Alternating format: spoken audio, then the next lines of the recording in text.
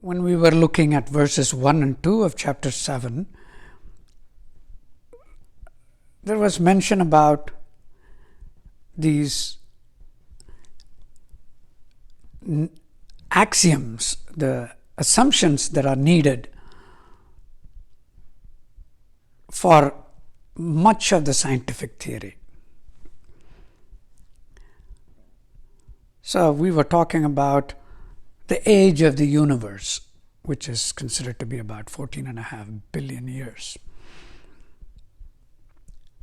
And also scientists believe our galaxy, the Milky Way, is about 13 billion years. In other words, to construct for this Milky Way to be developed, it would have taken 13 billion years. They look at the size of the stars and the matter needed and all that, and they have estimates, and they believe it's about 13 billion years it would have taken. In fact, not too long ago, we used to think that Milky Way was the whole universe. Hubble, an astronomer who looked more carefully through his telescopes and found other galaxies. So, and he also found that the galaxies are moving away from each other, although some are in collision course. We built a telescope and named after Hubble and sent it to Earth's orbit to take it away from the light that our atmosphere reflects, so that we can look deeper into the sky without any interference. And we did. And what did that show? It showed almost the beginning of the universe. The very first clusters of stars being born. In fact, one of the pictures, you all might have seen it, it reminds us of Shiva's mane, the head, and his hair, and Ganga coming out of that.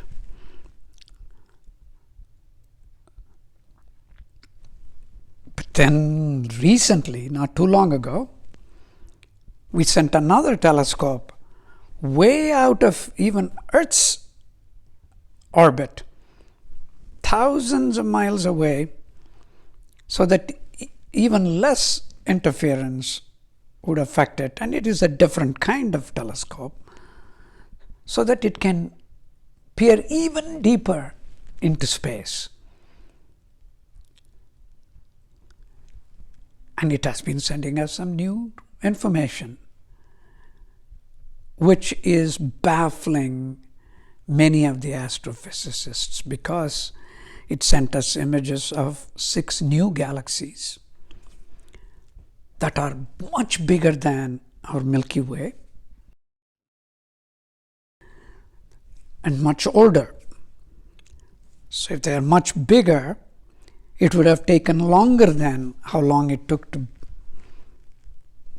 form Milky Way, which is 13 billion years. And these are many orders of magnitude bigger than the Milky Way. Therefore, they would have taken even longer to make. So let's say 25 billion years to create, or for that to happen. If that is the case, then what about the age of the universe, which is 14.5 billion years only? So if what is inside the universe took longer than the age of the universe itself, there's something wrong. So that's what's baffling astrophysicists. Michio Kaku is the one that I've been listening to. It's not there. Scientists will find an answer. Either they were wrong before, about the age of the universe, or they are wrong now, looking through the telescope. Whichever way it is, the answer is yet to come.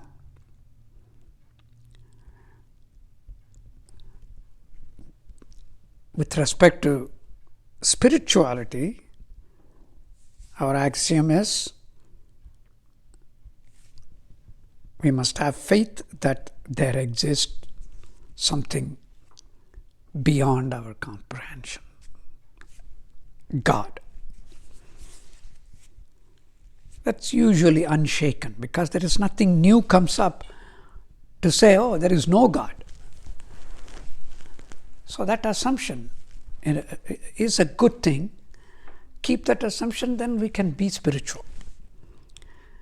And being spiritual has a lot of positives.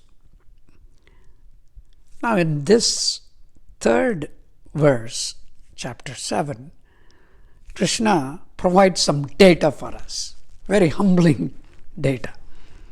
He says, Manushyanam sahasreshu kaschit yatati siddhaye. Meaning, that's the first line of the verse. 1 in 1,000 who have contentment in life look for this God, look for this supreme entity.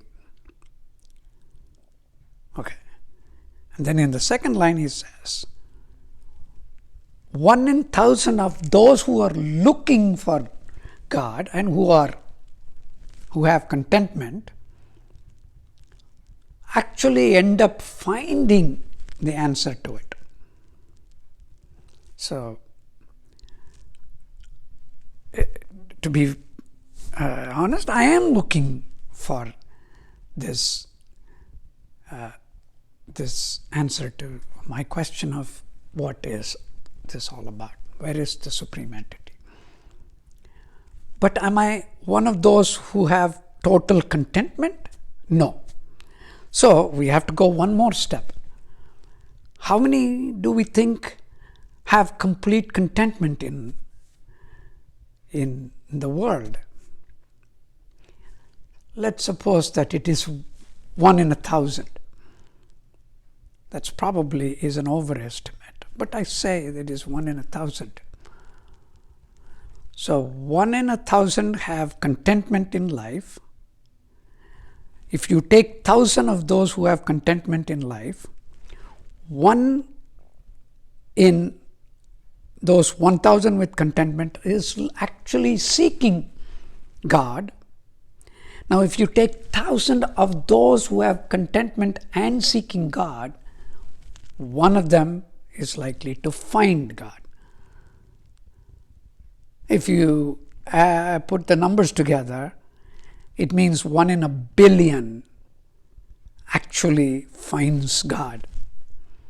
There are 7.5, 8 billion people in the world now. So 8 people out of the 8 billion in the world is likely to find God. So should I give up? Not really. Who knows? I might achieve the contentment someday.